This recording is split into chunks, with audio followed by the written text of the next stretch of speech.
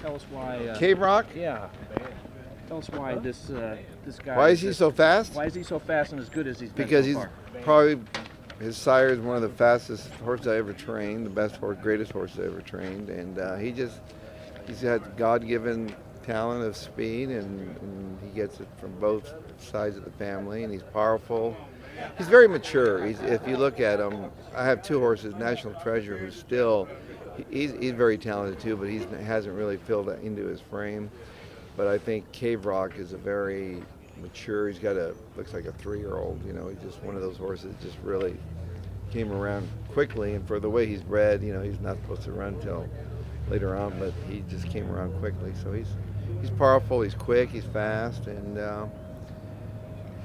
he showed, when he turned for home, he's caught another gear. So every time he runs him, he shows me something else. You said yesterday that Flightline was Pharaoh at 4. Well, then could maybe Cave Rock be Flightline at 2? I hope so. I think it's exciting. I think you don't know until the gate comes open. When you have, that's what the beauty of the Breeders' Cup is, like the playoffs. Everybody's tough, and so when that gate comes open, I'll never forget.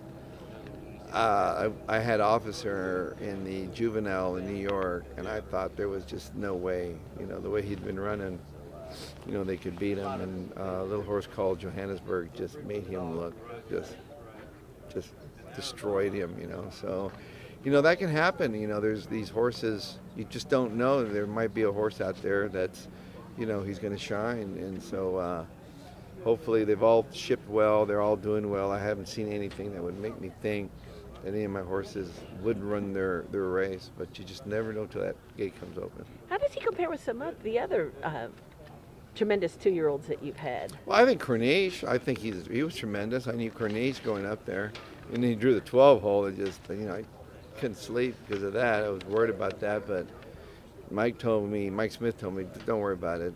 He can, it's doable from there. He's so fast.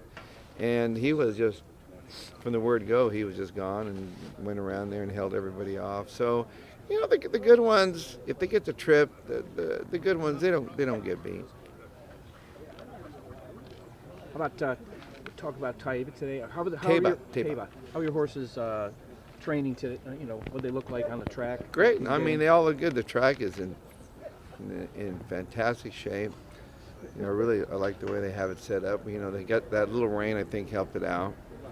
And it's been great. And, can't use that as an excuse, and so the weather is beautiful. Can't use that as an excuse. So it's all comes to, having the horses show up and run their races.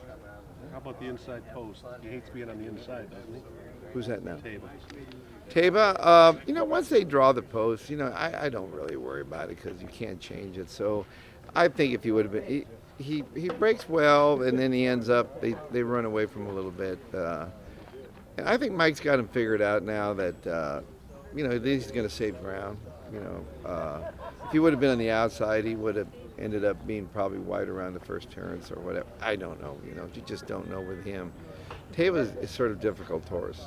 He's difficult to train. He's difficult to ride because he's like a kid that's not going to do his homework, and you got to just, he's one of these, you got to stay after him. And but he's doing really well. He looks exceptionally well, and I think he's going to get better as he gets older.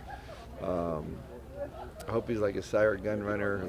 At 4, he turned into a great horse. So I think Taiba's that way, just immature. He's getting there. He's growing. He's grown a lot since the spring. So and he's powerful, and he likes to run at a target, and he's got some serious targets to run at, which Life is Good. I think he's superior, like Flightline. I don't think there's a lot separating those two horses myself.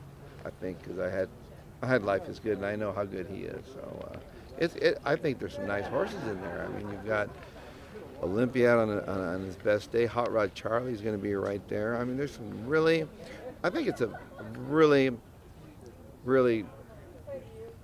competitive race. Even though Flightline is just.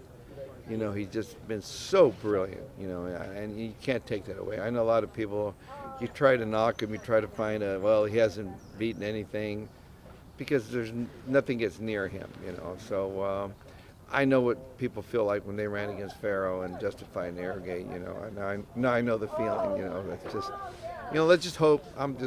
Hope our horse. Hey, second, I'll take second, you know. And it would be great. Just like last year, I know Nick's Go. I knew we couldn't beat him, but Medina, he ran second. He beat the rest of the 3-year-olds, and you know, it'd be nice to me if I could beat the other 3-year-olds who are in the race, like Rich Strike and Epicenter. But you're not conceding to Flightline. Well, I've been there. They're all, you know, race luck gets you beat. You know, I mean, if anything's going to get them beat, it's going to be racing luck. And so I've sent horses up there where, you know, they didn't get the trip, they didn't break, or they did something, they get beat. But right now, you know, on paper, you know, I know they don't run the race on paper, but I think he's an easy good 5 lanes faster than all of us. So we just could be 7, could be 10. We don't know, you know. But So he could run away from this field. I think he's exciting. He's an exciting horse to watch run. I've been watching him work. He reminds me of Faro, the way he breezes just effortlessly.